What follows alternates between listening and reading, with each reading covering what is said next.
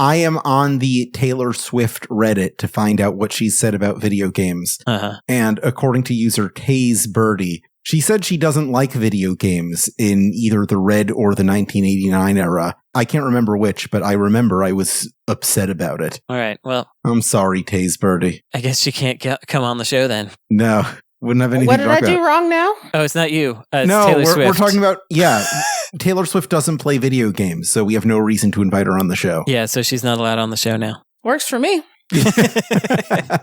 Bullet dodged.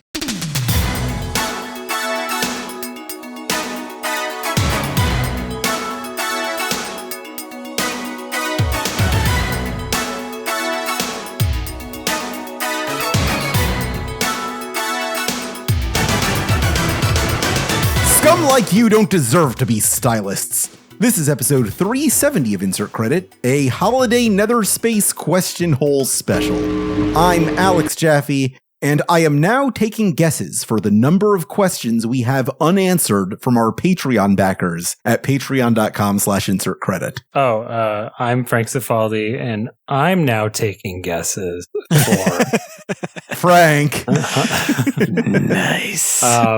137. All right, I'm putting you down for 137. I'm Ash Parrish, and my guess is 112. Okay. I'm Brandon Sheffield. My guess for the number of unanswered questions we have in the question hole bag of wonder is the amazing number 256. Okay, Brandon is the closest. We have 816 unanswered questions from our Patreon backers. Thank you for being patient.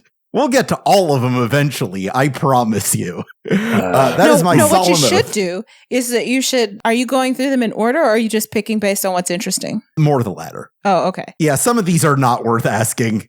Sorry, Patreon backers. Do you like food? I thought you were going in like chronological order they were submitted, and then like I was just gonna suggest that you upend that and like start from the most recent and like work backward. Oh, some of these are from 2020, yeah. Why did you say it like that? 2020. We said 2020 back then. No.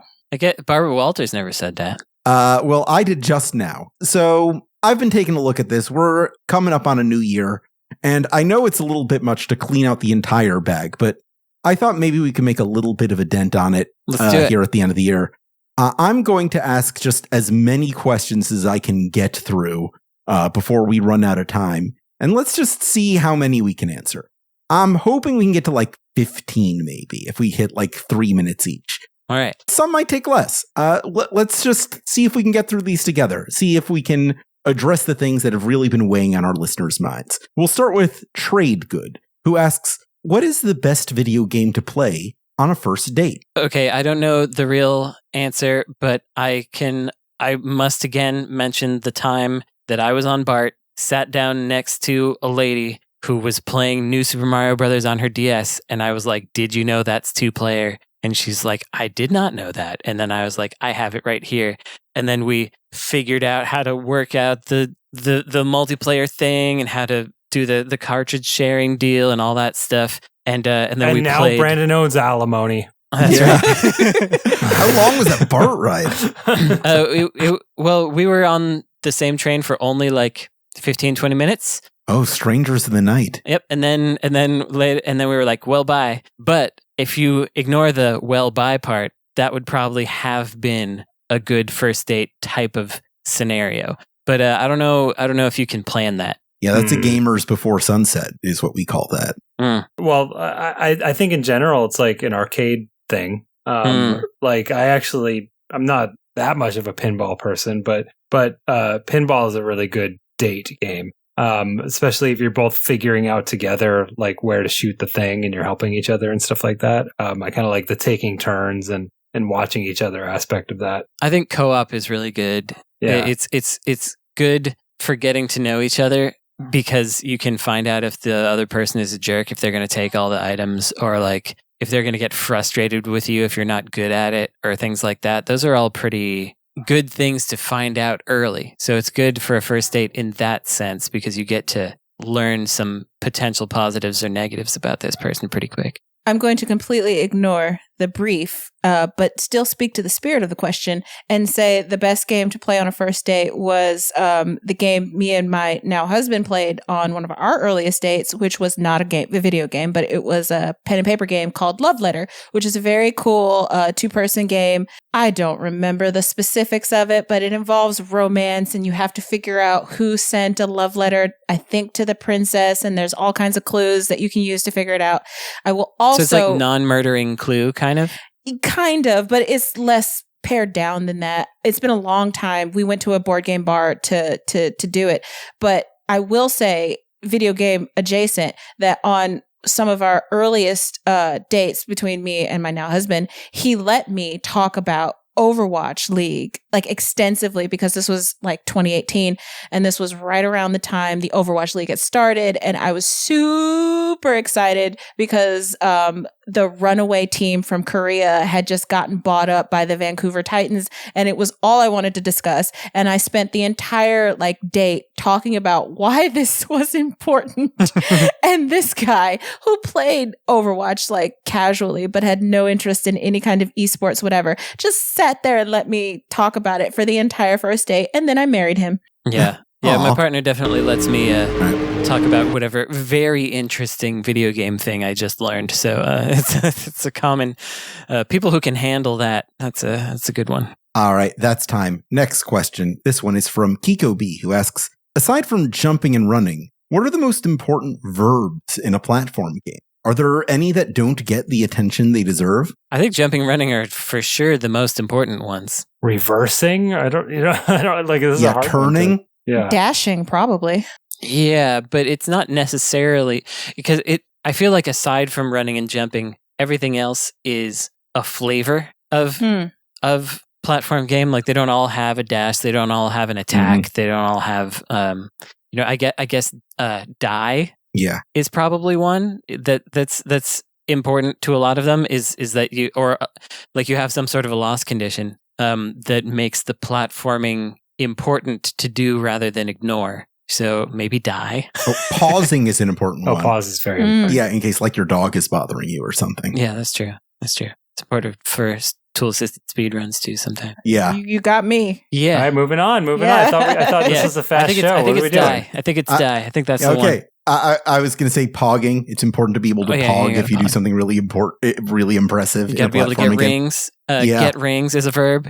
That's important. Breadytodie asks, which is the better racing game series, Initial D or Wangan Midnight? Oh, Wangan Midnight is a little more arcadey, and it like I don't think you could say one's better than the other necessarily, because Wangan Midnight is more about highway racing and Initial D is more about mountain passes. So you got like kind of drifting versus like speed racing. But I think that controversially, I will give the edge to Wangan Midnight for the music. Motohiro Kawashima did a bunch of music, so did Yuzo Koshiro, and their like original trance tracks and stuff. Whereas Initial D is all Eurobeat, which I do also love, but it just slightly loses out there for me. But they both have like character faces that slide in and do fun stuff, and like cards that you can use to save your progress.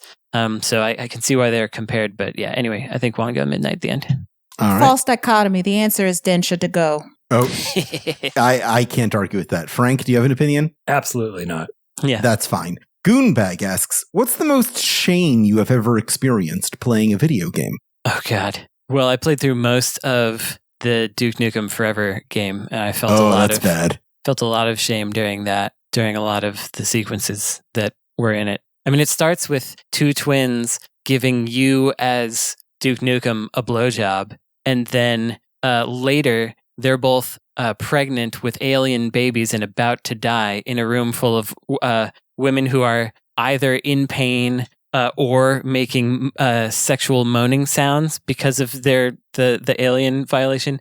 And then anyway, you have to either kill them or watch them explode in order to get through a passageway to get to the next area. So I felt a lot of shame while engaging with that game in any way. Yeah. That sounds cool. No, I would be proud of that if I made. Can you imagine making that game and being like, who here's made that? It was like, oh, this is a great idea. Yeah, love it. I generally feel shame consuming the Call of Duty campaigns and like the battlefield campaigns and like the military oorah shooters because they're morally bankrupt pieces of art. Propaganda. Yeah, I think having accepted the moral bankruptcy of them, I'm a little immune to the shame part of that, but maybe it's just through like familiarity and like, you know, I'll watch a propaganda television show and be like, okay, let's pretend for the sake of arguments that cops go out and solve crimes and solve murders, and let's pretend that they're the good guys. I'll engage in that fantasy for this film or this TV show. So maybe I've been propagandized, and that's what that means. I don't know. Frank, have you ever felt shame even once in your life? With the slick burn. Wow, dang. Yeah, I was trying to think of like, did I play anything embarrassing and like a parent walked in during like a sex scene or something? But like that didn't really exist when I was a little kid living with my parents, so I don't know. I've definitely had a bunch of those where like I'll be playing a game and then a partner walks in like during the one time in the last 2 hours I've been playing where the big boobs lady is suddenly like, well, and thrusting her chest out and being like, aren't you the little cutie or whatever? And she's like, so this is what you're playing. That's always fun. Never had that happen to me. It's not usually like that.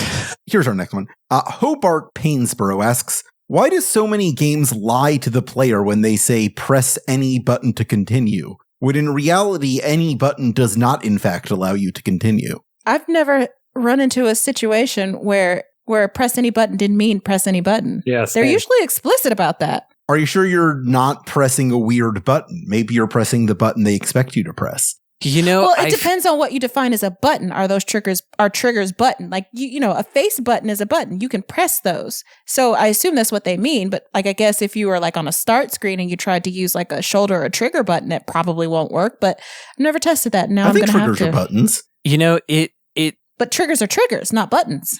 Triggers are a type of button. I haven't tried to break this scenario recently, but it would surprise me if that would be something that you could do on, say, a console game on Nintendo, because that's one of the first things that they check for is like if there's a prompt on screen, does that thing work? They just test like all the buttons. Okay, is it any button? Okay, yes, right. It is, or no, it's not. That's a lot check violation. Yeah, you would fail lot check if you didn't. So maybe on PC where they're not checking, you can get away with that. But I don't know nothing about no PCs. All right. A Small Rabite asks, is the Mana series the most mismanaged Square-Enix franchise? No. No. Go on. Then what is? Could it be Saga? Could it be, some might say, Final Fantasy? It's Air, guys. Yeah, because it doesn't exist anymore. That's some poor management. It could be Parasite Eve, because they had 1 and 2, and that was cool. Then they sort of did a third for the PSP, and then they like brought it back in some NFT form or something like that. No, yeah. So that's bad. Yeah, they keep trying to make that happen, and it's just so fucking bewildering to me. It's not going to happen, guys. It's not going to happen. It's over. So let it go.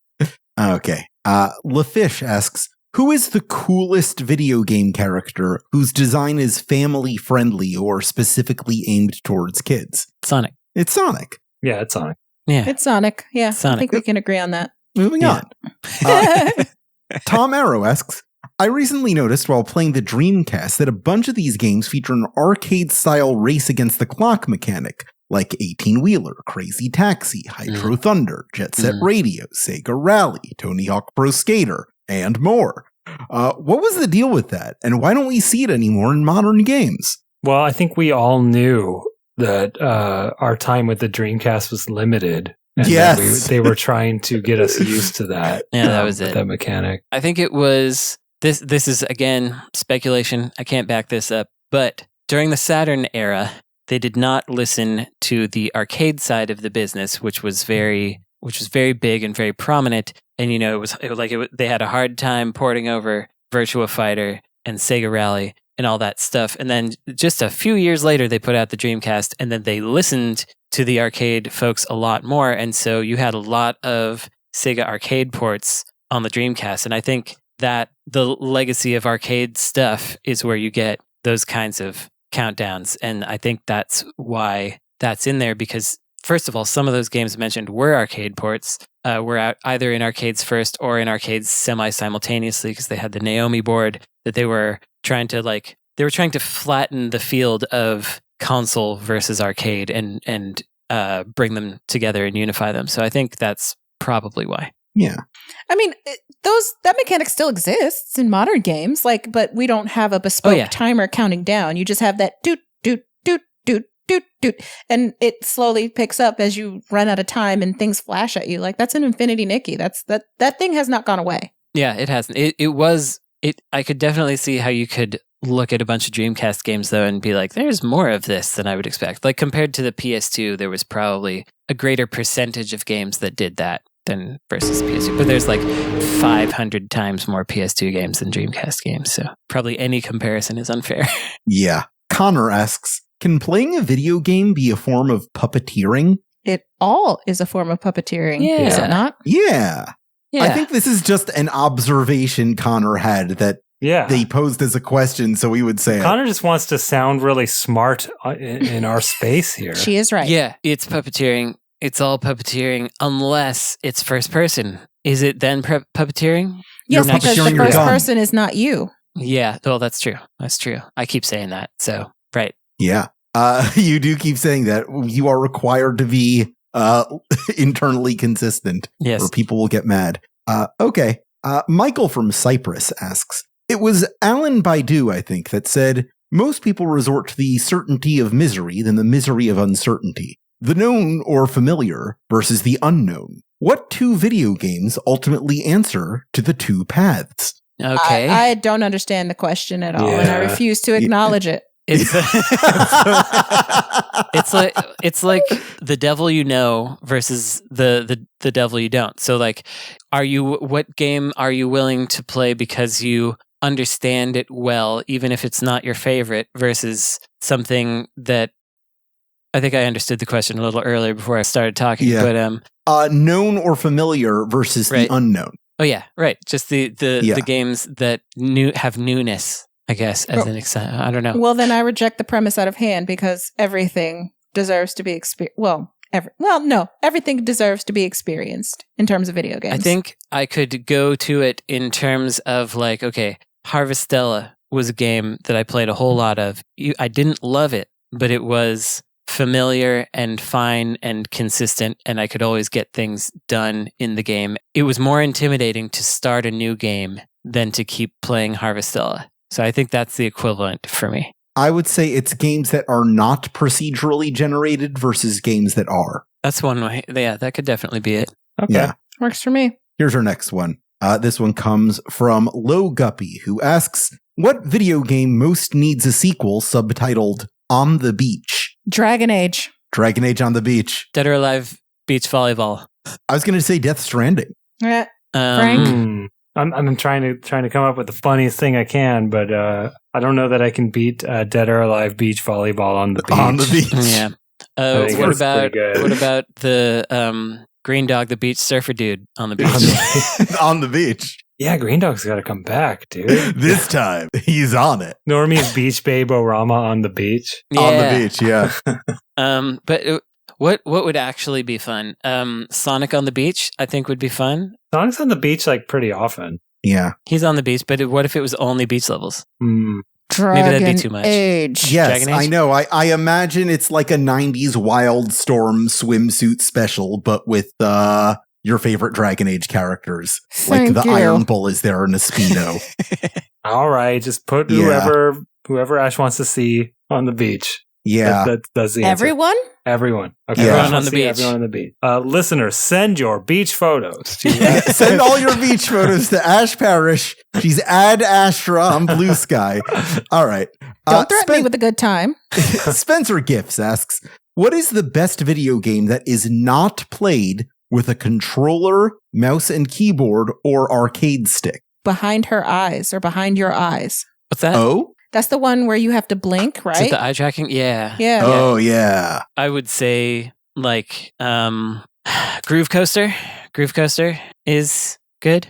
Oh yeah, touchscreens count. Yeah. Or Taiko no Tatsujin. Taiko no Tatsujin. Mhm. Yeah. Like if they're saying arcade controller, maybe they mean like Do they just mean no arcade games, period, or do they mean a joystick? I think they mean a joystick. Yeah, that's what I thought. So yeah, I'd say a lot of rhythm games in there. There's a lot of driving games in there. A lot of things that use like twisty knobs, track balls, stuff like that. Arkanoid.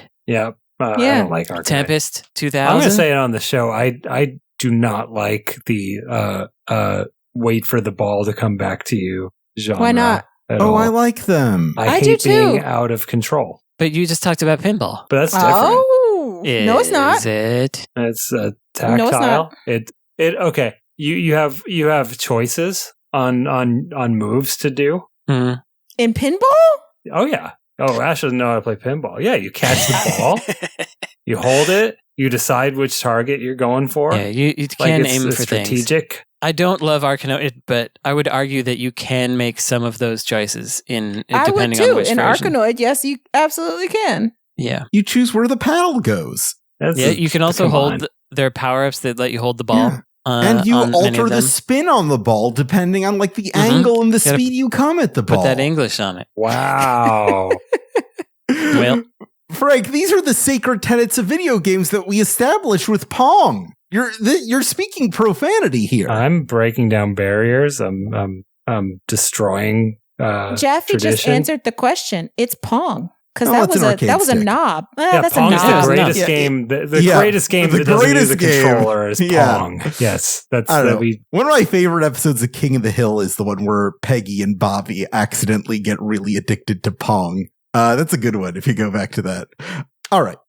This one is Rice9, who asks, when looking at a new game online, do you watch the video, read the copy, or look at screenshots first? video. I watch the video every time. Oh, you pivot to video. Yeah, same. Yeah. Yep.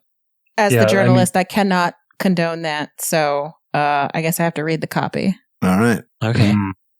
YY asks, how do you make destructible items fun to destroy? Giant bugs. Yeah. Yeah, giant bugs is good. You just make it explode in a cool way. I think that's really all. If something explodes in a fun or cool or interesting way, then I will hit it. Yeah, I mean, like, I think the proof of that is that stupid Jaguar game that you like, where you hit a building and it just becomes blocks.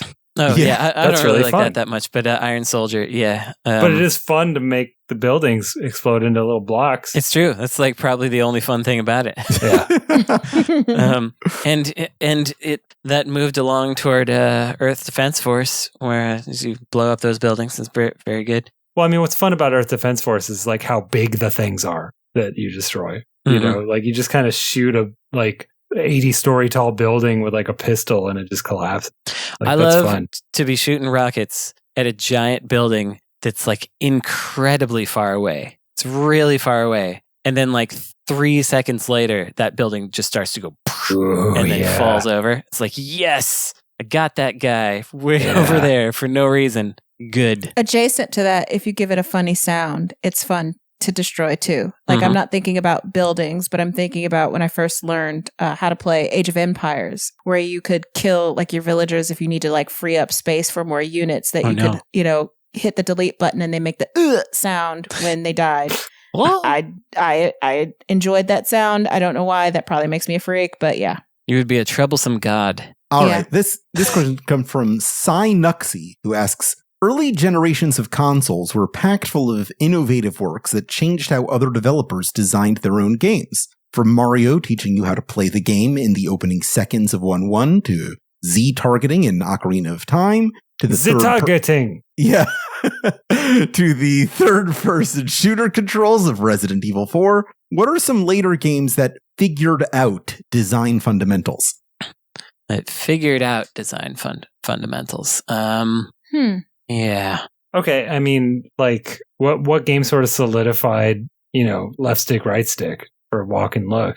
Yeah. Dr. Jekyll and Mr. Hyde. Dr. Jekyll and Mr. Hyde for I was actually trying to look into this at some point in terms of the history of it, because I have a... Yeah. I think it's that Alien game on PS1, actually. I think the PS1 game solidified. I think Alien Resurrection solidified it, probably. But it began with Quake and Duke Nukem 3D on the Saturn, Turok on the N64, also I think GoldenEye with the 2 controllers. with you used also. 2 controllers in Yeah. GoldenEye. Yeah, so those were the ones that were the earliest, and then Alien Resurrection for PS1 I think solidified it, and that was the one where journalists worldwide were like, can you believe this terrible control scheme? They're trying to make me do both of these things at once. And you play it today and it's like, oh, this feels so natural. Yeah, so that's one. Yeah. Wall jumping in the Batman game for the NES. Oh, yeah. Like, everything's got wall jumping after that game. Yeah. I'm pretty sure. Just fighting games in general is Street Fighter 2. Yeah. Because Street Fighter 1 didn't have it, and there were other fighting games before that, and they just weren't really there. But Street Fighter 2, we haven't progressed super significantly from, like, we've gone into 3D, but a lot of it is still flavors of Street Fighter 2, I would say. What's the game that solidified, like, I don't know, like PUBG kind of thing? Like massive amounts of people being thrown into a place. I guess Fortnite. And no, that would technically be for PUBG because I think it PUBG might Yeah. have just been PUBG. It might Predate just be it, PUBG. Yeah. Yeah. Oh, the Danmaku shooter, people say that the progenitor of it was Batsugun. Yeah. And that the one that solidified it is Donpachi. And I think that's true-ish. Would we say Minecraft for the sandbox game? I was thinking about that, like, you know, being I able don't to know. punch trees to harvest resources and shit like that. Because I feel like for Sandbox, I feel like Lionhead would have some things to say about that with their black and whites and whatnot. But Yeah. they're kind of it's a different flavor, so I'm not sure. I don't think it was as accessible, though. Certainly not. All right, that's Yeah. fine. Oh. Next question. Dustin asks, as games spanning multiple discs become less common, what was a favorite multi-disc game for you? It could be the promise of how much adventure was in store, a well-timed break in the story asking you to swap discs, or whatever the case might be. I think for me, you know, we love short games on this show. And I think I was intimidated by long games even then. So where some people might have been excited by 4 discs of Final Fantasy VII, I was like, I gotta play that much to finish this? I when playing on the actual console, I think I got to the end of disc 2 twice, or maybe possibly started disc 3 and then stopped. I never finished that game on original hardware partially because of the disc. Too many discs. I thought Final Fantasy VII had 3 discs. Maybe it's 3. Maybe it's 3. Yeah, because Maybe I remember, forgot. because I started with Final Fantasy VIII, which had 4, and I remember going back to 7 and being surprised that it had that there are fewer 3. discs. Yeah. Oh, okay. Yeah, you're probably right. Kudelka is a game that I recently played on real hardware that has multiple discs, and I didn't even notice it because it's so short. There was a PS2 game that had multiple discs, wasn't there? Can you think of one? Is there one that, because I feel like I've encountered that, and it was odd.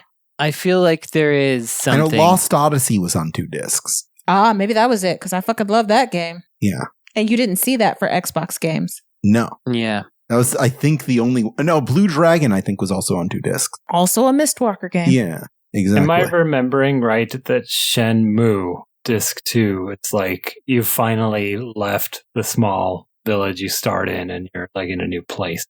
Maybe. Boy, I wish I could remember that a little better. Yeah. I tried to Google it, but I didn't really go right. But it sounds right to me, and even if it's not, that's my imagination. It would be cool if it were. I finally traveled to a new place, which sure is also Final Fantasy or whatever. But in Shenmue, like you're stuck in this tiny, stupid place for a really long time. Yeah. You know, now that I think about it, Grandia has that on the Saturn. There's like a great wall that you have to get over at some point, and it's like nobody that you know has ever been beyond it. And then once you do go beyond it, you're on the second disc. And I'm realizing now that in addition to a narrative conceit, it was so that you couldn't go back and revisit the old places because they didn't have like that. Those assets weren't on the disc. Yeah. Makes a lot of sense. Good job, those guys. Metal Gear Solid and Devil May Cry 2, both on the PS2, both multiple discs. All right. This is a question we definitely got before this latest election cycle. BluntForceMama asks, is GTA 6 late to the party with respect to the Floridafication of U.S. culture, or will it prolong the Florida man moment? Yeah. I mean, I feel like is late to the moment because I feel like the rest of the world considers all of the United States like a Florida man with the way that we behave. Yeah. Like we that's can't just our disprove entire it. culture. Like, we cannot. We Floridified ourselves. Yeah, we did. Like we're loud and crazy, and we do not make sense. If anything, GTA 6 is going to be more culturally relevant when it comes out. Which is funny because that's made by a bunch of Scots. Yeah, it might be like passe and trite to Americans though. That's the danger there, is that we might be like, yeah, obviously. Yeah, we know. But Florida man culture, even within the United States, is so unique and specific to Florida that it doesn't feel like, you know, we're being made fun of in general. Like, yeah, it's like emblematic of American culture, but also it's not when you're like in America. We've got shades of Florida man elsewhere, even here in the North. Mm-hmm. Yeah, we call them rednecks. Yes.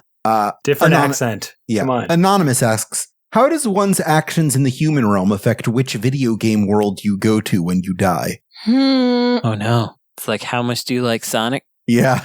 Do you just go to the one you like? Is that it? I think it's that. That's an interesting question. Yeah. I think this is above our pay grade, man. Yeah. No. I don't have the capacity for this. But if my my year-end stats for the PlayStation are anything to go by, I will be in some sort of a role-playing heaven, I guess. Yeah. That's what they've pegged me as. It's probably because I had to judge a bunch of RPGs for an award show. But maybe if one's life is like a PlayStation, Nintendo, Xbox end of year wrap, and they just look at all the stuff that you played across your life, and they're like, all right, you're going here, you're going into the RPG hell. All right. Then that's it. I have a theory. I'm going to say that the more time in your life you spend playing gacha games, the rarer a gacha you become, and you have to wait for someone to pull you before you can go to the afterlife. Or is that how you get reincarnated? Does that mean you live, or does that mean you like live forever? Or does that mean you're just like stuck in purgatory? It means you're stuck in purgatory until you get pulled. Oh, I'd hate that. I think if you get pulled, then you that's how reincarnation works, and you can come back as like a nice high spec character.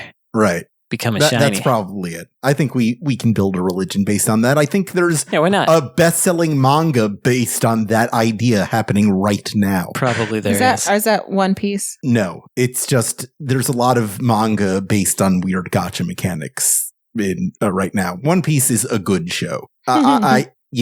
Watch One Piece. He's contractually obligated to say that. Here's my next question. It's from Anders Matson. What specific gameplay elements make up the sacred Hangout game? When you say hangout, what does that mean? Oh, Brandon, Frank, why don't you define a Hangout game? I don't know how to define it. There's lore here.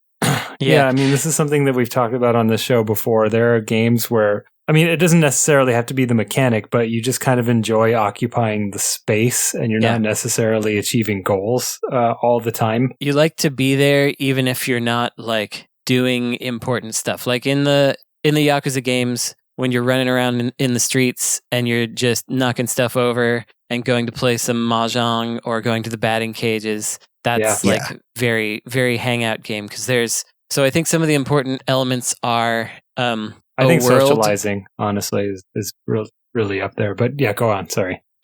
Just a world that feels like stuff like it would go on without you. Like a world that feels lived in is important to it, so that you can feel like there is somewhere to hang out in it. I think fun traversal is important. That's a Discord forum. You're describing that. Or VR chat. But I don't like those.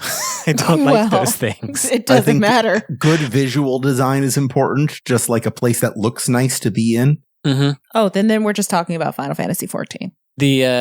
And there definitely is hangout ability in Final Fantasy XIV, as I understand it, because you can stand around the town and do stuff. But it doesn't have to be with other real human beings. Right. I actually wonder if, I mean, at least for me, my definition is almost reliant on there not being real people. Like it's a very designed experience. Yeah, I don't want there to be other people there when I'm hanging out. I want to be able to hang out alone in a hangout game. Right. You're hanging out with NPCs or in a space that's just like a neat spot. Like Short Hike is very much a hangout game because there are all these little zones and biomes you can walk around to if you want, and you don't have to, and you can talk to people or not, and you can climb up or do whatever. But everywhere you go, there's like a little treat. There's like a little treat over here, and there's a little one over there, and it just feels nice to be there. I'm going to say not to let my recency bias like infect my answer, but Infinity Nikki. That's like, okay. It's the most MMO single player game that I feel like I've personally ever played. I think this has always been the appeal of Zelda, that it's just a world that you kind of live in and explore and are rewarded for exploring every cranny of. It doesn't feel lived in, though. It's not a hangout game. Yeah, that's fair. Not even the ones with a bunch of ruins strewn about, like, oh, somebody lived here at some point. I guess not. No. All right. Yeah. I feel like that's why it bounced off of the Switch game. It just didn't feel like a hangout place to me. It didn't feel like a real place. It just felt like an empty world. Heydt Minor asks, is the world ready for Seaman 2? Spell it. Seaman 2. I don't know what that is. Do they mean, will they finally like it, or do they not know that Seaman 2 came out? I think probably the latter. Probably the latter. So, explain to Ash what Seaman is. Yes, thank you. Seaman is a game where there's a tank and it's got like a little creature in it, and then the creature grows up depending on things you do with the tank, like feeding it and dropping stuff in. But you can also, as it evolves, talk to it. And in English, it has the voice of Leonard Nimoy, and it says a bunch of. Oh, sorry, the narrator. The narrator is Leonard Nimoy. The fish is not Leonard Nimoy. The fish is York from Deadly Premonition.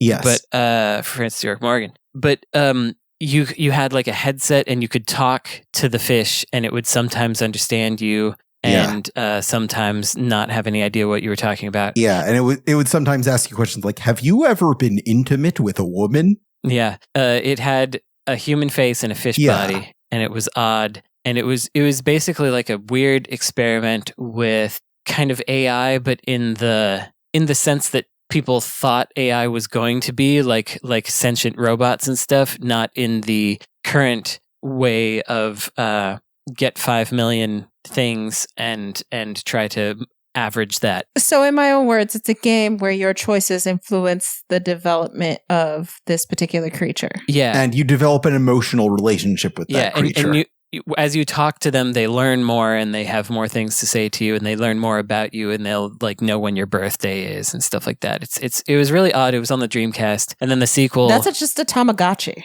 It was a very fancy Tamagotchi, yes. But to your point about AI, Brandon, I think the time for Seaman has passed. Anything that looks like Seaman is going to be met with ire and suspicion. Yeah, it's going to be NFT Man. Yeah, NFT Man. Kyle Karesh asks, I mean, I don't know what... I can't predict any game being successful, so I'm not, not capable of answering. That's true. Kyle Karesh asks, what video game series is better or more enjoyable to play in chronological order rather than in release order? Zelda?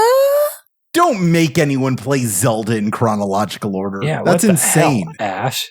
How would you do that? It's like 3 different branching timelines. Hyrule Historia exists for a reason. Yeah, but that doesn't make for like an enjoyable, like one of the first games you have to play is Skyward Sword. You really Which is not a bad game. How dare you? How fucking dare you? It's not a representative of the Zelda experience. I'm going to say Yakuza. Just start with Yakuza 0. Yeah, that's true. You know what? Yeah. Yeah, that's good chronologically. Because it's just 0 and then in order, right? Yeah, play 0, then play the remake of 1, the remake of 2, and then the remasters of the rest. Yeah. I don't think there's a better answer than that. Cara Esten asks, there's research that suggests playing Tetris after a traumatic event may ease the long-term effects of that trauma. What video game would do the opposite and make the memory of a traumatic event even worse? Anything developed by Hideo Kojima.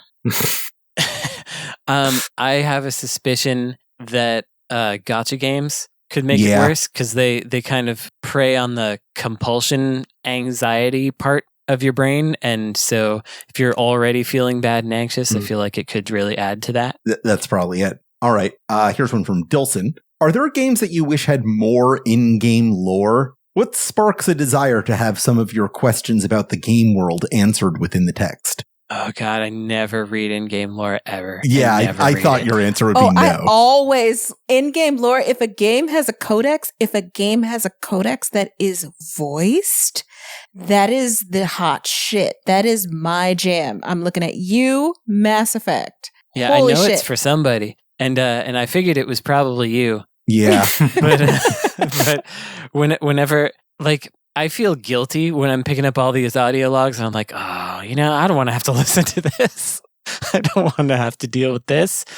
I got to learn about why Zabzob came to Shrim and fought the dragon of the whatever. And I'm like, man, I don't know. I don't know what any of these words mean. I don't know who any of these people are. I mean, I've only ever wanted this, like, ironically. Like, I don't know, Brandon, like, we used to joke about, like, doing a phone book's worth of lore for the game Warlords on Atari. Yeah.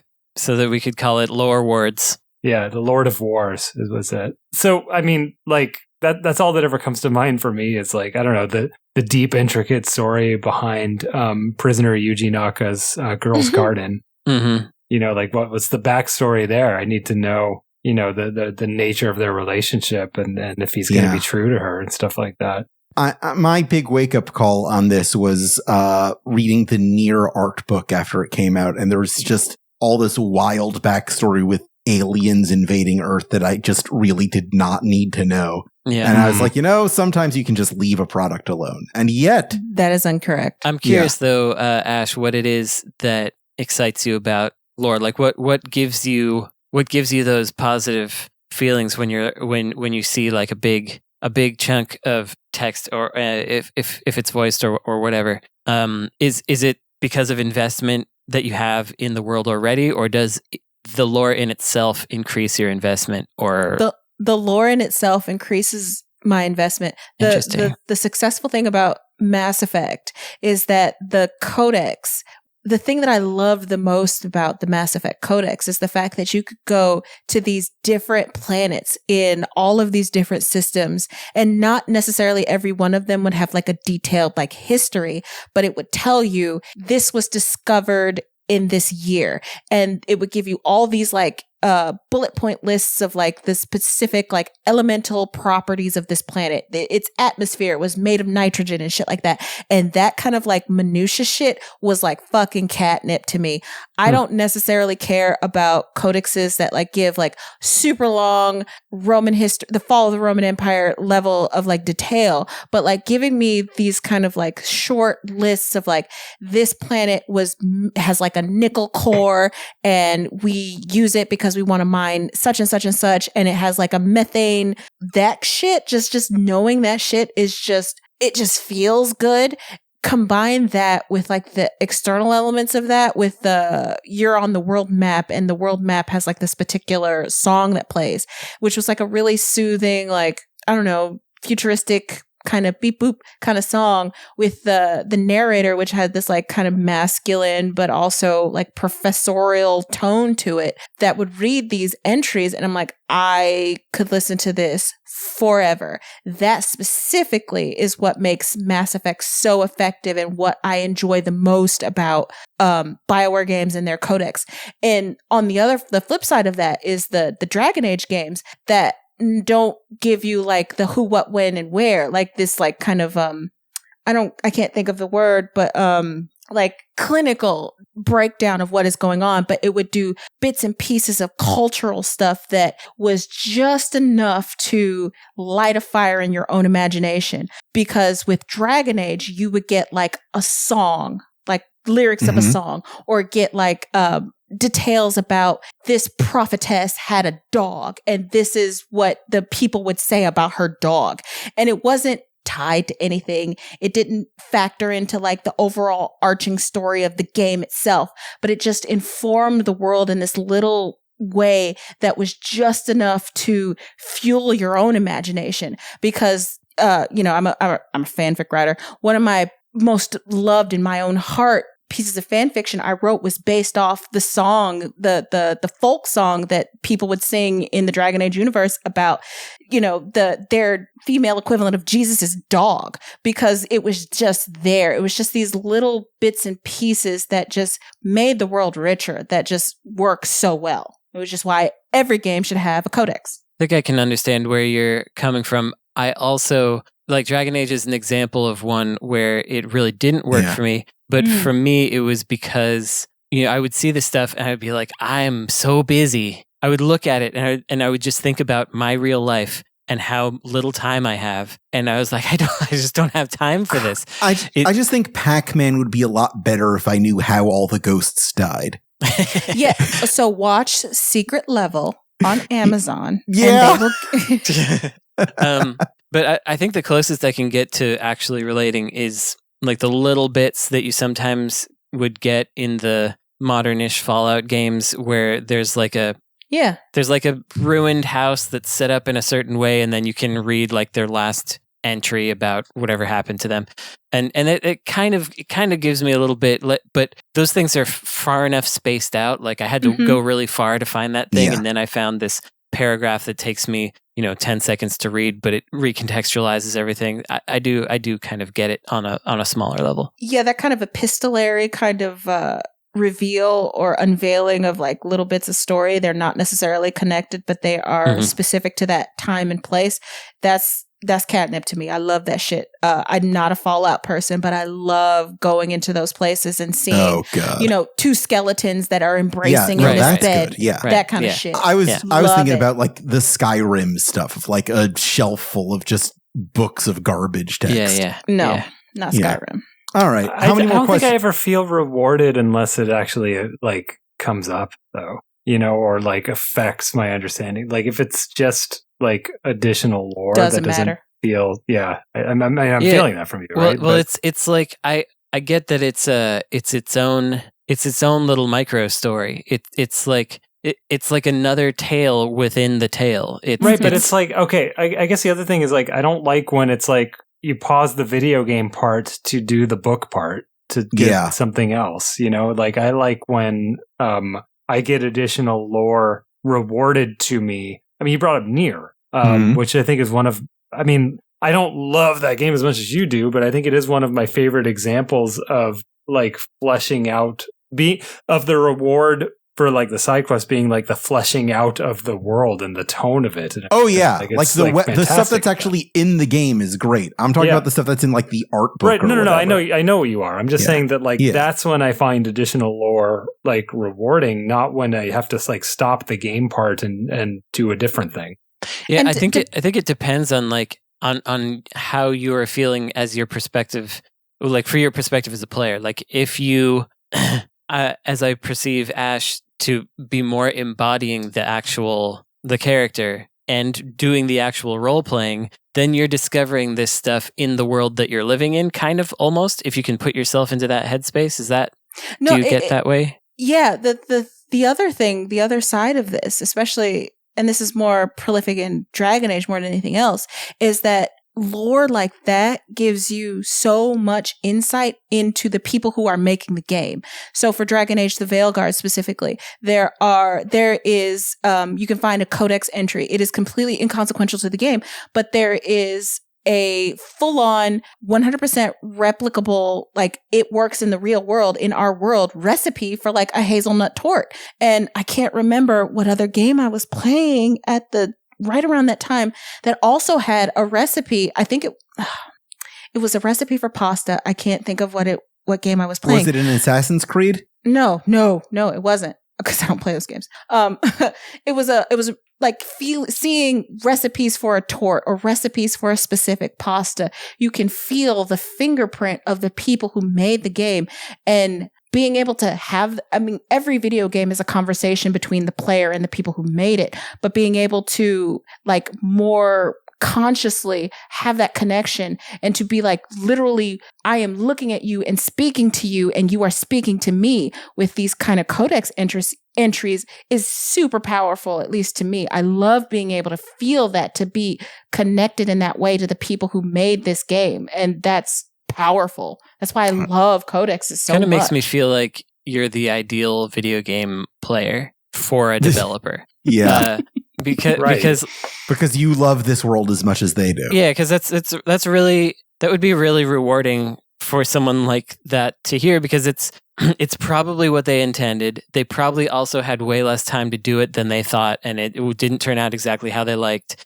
But then it was Indiana Jones. Now that I think about it, for the pasta. And then for you to feel like seeing that recipe, which, you know, like maybe their grandma made it or something like that, and then feel like that's important, is probably very rewarding to them. So yeah, that's nice. Yeah, we all play video games because of connection, you know, because human connection, and seeing those irrelevant pieces of people that have been left where you can pick it up or put it down at your discretion that's the reason. Like, that's the reason. I think you've said it. Okay. We are out of time. But that said, no, I'm just going to add on that. Yeah. Like, I feel still way more rewarded if it's like something silently in the environment in the background or something. Yeah. You know, that actually like is incorporated into the activity of playing the game. Yeah, I guess we're really showing as opposed to like stop playing the game and have this now. Yeah, the different kinds of players. Explicitly clear, codices are not the only way that I personally experience that conversation. Like I talked about in my review for Astrobot, the way that they constructed the different like sound elements is very much them talking to you and trying to get you to experience what they want you to, in terms of, you know, the way that the little stones, like the jewels that fall in like a particular level or whatever, like there are things that you can discover not just through reading a long list of text, that developers want you to feel something, and a codex is just one of those ways. Got it. And I enjoy discovering those conversations. And Frank, what I was trying to get across or piece together is I suspect that for some folks, possibly Ash, the game isn't stopping, because if you are embodying the person in the world, it's like me picking up a book in the real world. My real world hasn't stopped. I've just picked up a book within my real world. And I think that if you are in the right kind of headspace, in the right kind of framing, then looking at the lore in the world is like, I, as an interested party, have decided to read a book in my life, in the game, if that makes sense. I don't know if that's really where you're coming from, Ash, but I can see that path. Yeah. Nice. All right. I think that's it for the question hole today. How many did we get through? Yeah, how many did we do? Oh, I wasn't counting. Damn it. But here's what I'm going to do. Because it's the holidays, we're releasing this right in the middle of Hanukkah. My gift to each of you is a little bit of guilt. All three of you are getting 1 credit. Oh, my goodness. Oh, my goodness. You know what this means. Chaffee. This means, Frank, you have 2 credits. Fine. Brandon, you have 4 credits. Ash, you also have 4 credits. So now two of us have 4. Yeah. So in lieu of our usual recommendation section, 4 is the number of credits you need to deploy a game on the rest of us. Do either of you have one in mind that we are going to have to tackle in the new year? I don't yet. I do. Okay. What is it? Are you going to spend your credits? I think you have to That's the commit to question, spending though. before you do it. I know, that's the question. Do I want to commit or do I want to? Well, let me tell you, it's the only way you'll get me to play something right now, because I have 40 games that I have to judge in the next 2 weeks. So if you want me to play another game, you're going to have to spend a credit, spend 4 credits. I don't think I will. I think you want to save it. Y'all already know what it is that I am planning for. Okay. You. So, like, I have that. I don't really. Oh, yeah, you don't? Oh, Magic the Gathering. Oh, I'm sorry. You were too slow on that. Right. I was going to make everybody play Magic the Gathering. So, but like, what does that mean? Yeah, we'll explore that once it's deployed. But I'm not deploying that now. Okay, so you are still not spending any credits, despite the fact that our listeners have been waiting 10 episodes for somebody to spend a goddamn credit. I don't care about our listeners. So you don't necessarily know that I'm going to spend all of my credits just to make you guys play Magic the Gathering, because I am interested in keeping everything fresh. I might spend one of my 4 credits to extend a question or do something like that. That's I fair. may just sit on my Dragon's Hoard and just like wait till we get to like 8 credits so I can host another episode. You don't know what I'm going to do. That's true. I don't. I think if I knew that I was going to have 4 credits now, I might have thought of something, but I need more time. I need more time to percolate. So maybe next episode. Here we are, the last episode released of the year. No one has spent any credits. That's right. It's more interesting to me for you guys to know that you have that sword of Damocles hanging over your head. That sword of Damocles hanging over me like I'm Rocky Horror. What if I had to play Magic? Yeah. I'm just walking around in my daily life thinking, uh-oh. Someday soon, someone's going to force me to play a card game. I played it when I was 12. At some point, I must have played Magic or half played a game. Thought it was fine. Played Yu-Gi-Oh! That's almost Magic. I tapped a land. No, it is not. Yeah, shot in the All heart, right. and you're to blame. Yu-Gi-Oh! The card game. It's pretty good, Brandon. All this really means is that Frank needs to step his pussy up because he's lagging way far behind. My That's pussy's fine where it is. Yeah. Frank's pussy's still strong. It's still tight. Yeah. Well, I did want to say something On that note. at the end of the year, beginning of the next year. Yeah. Yeah, just follow up to talking about, the difficulty of the world and stuff. And I feel like some people perhaps incorrectly thought that I was being optimistic. I just want people to know that it's okay to be both feel fatalist about the future and also actively try to fix it at the same time. Like, you don't have to make sense. I do think the world is screwed and we're going to miss all our climate goals and the US is going to decline dramatically. And like, I don't have kids.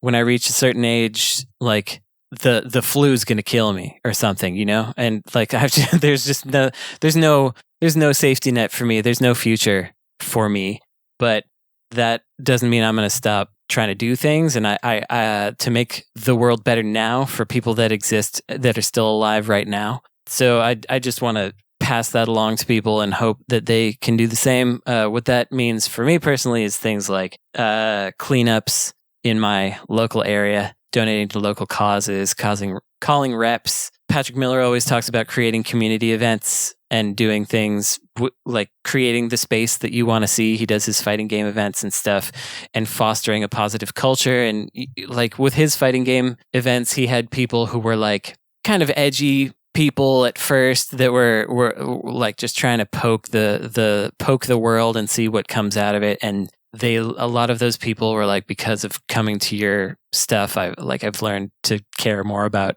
people and how to live and work in a community. It's just really nice. I like sharing food with my neighbors. I carry cash around for unhoused folks sometimes that need it. Whenever I have cash, that's what it's for, because we don't really use cash anymore in the world. Shop locally. I was telling a terrible story about how I have Amazon packages coming that I ordered a long time ago, and they're going to arrive during the strike. And it's not my fault, but it is my fault, So just carrying on into the next year, it's going to get really difficult. It's going to get hard for our trans friends, especially. And basically everyone who's not a white male, straight white male. So let's try to be nice to each other. Let's help each other out. Let's do some whatever small things we can do. Like, you don't have to tackle the whole problem by yourself, and you can't do that.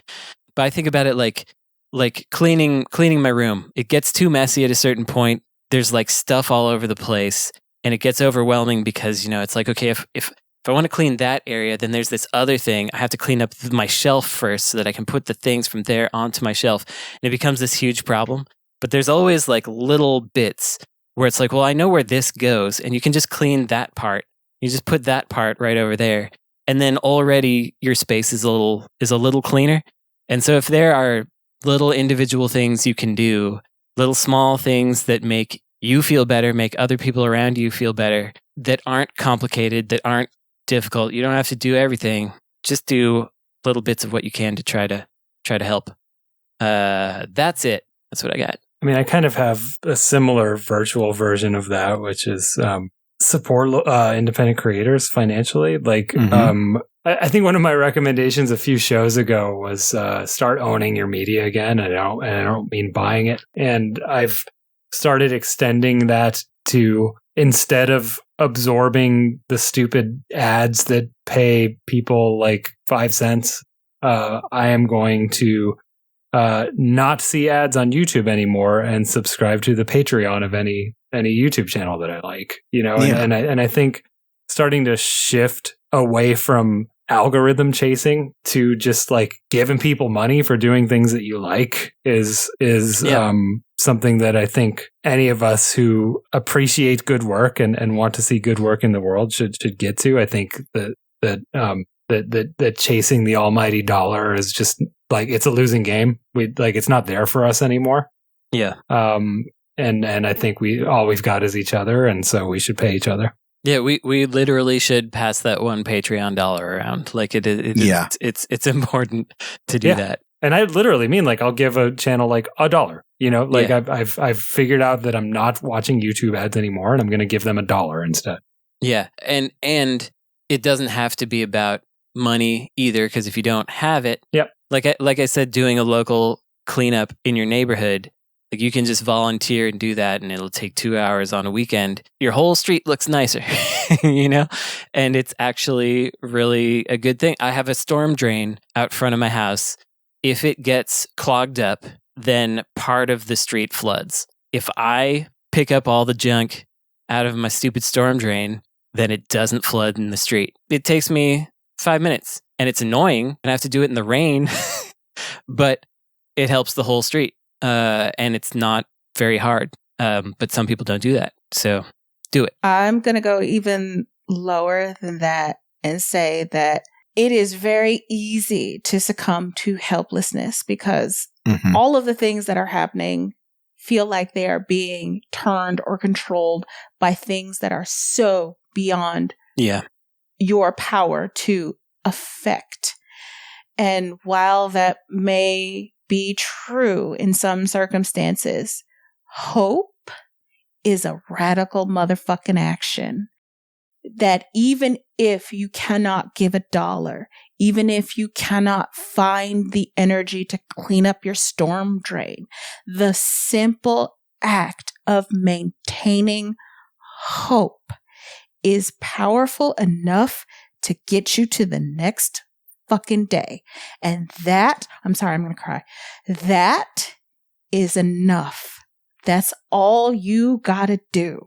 All you have to do is just find a motherfucking reason to make it to the next day, because that is more important than anything anybody can tell you to do, whether it's donate your money or call your those are important too.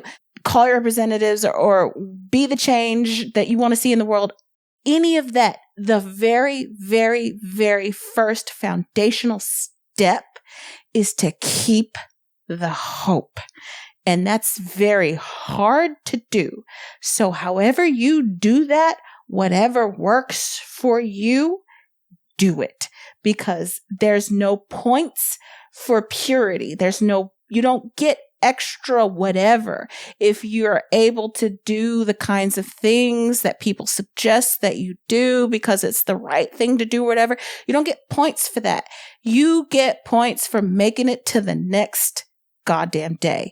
However that works for you, that's what you got to do and maintain the hope that the next day, no matter if it's the one that is following this one or if it's 6, 7, 365 or 365 times 4 beyond this very one, whatever gets you to that is most important.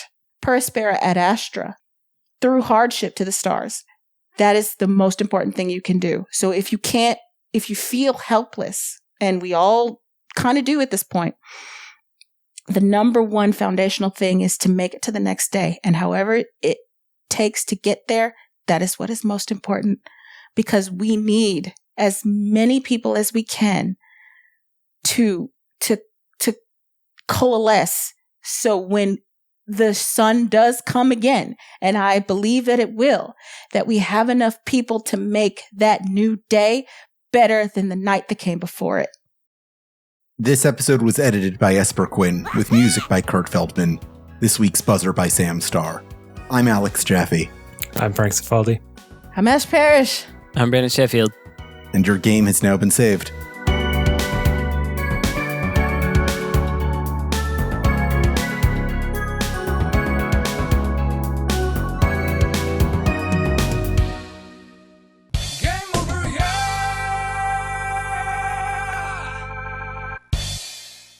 That was beautiful. Good Thank you so hosting much. there and cutting off right there. Yeah. Good job.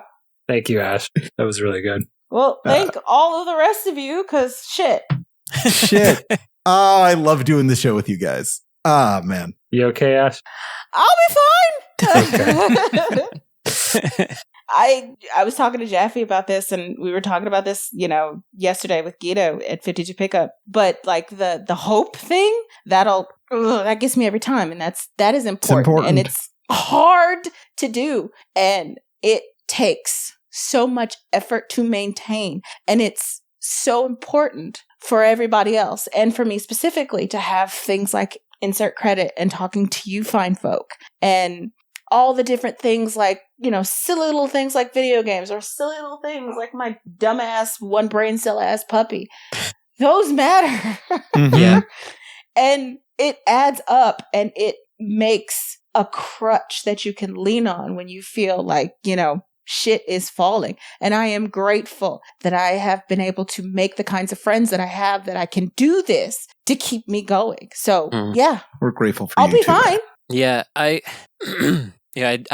I'm glad you interrupted or finished it up, Chaffee, because interestingly, I think my point was it wasn't the opposite, but it was I don't have hope. Yeah.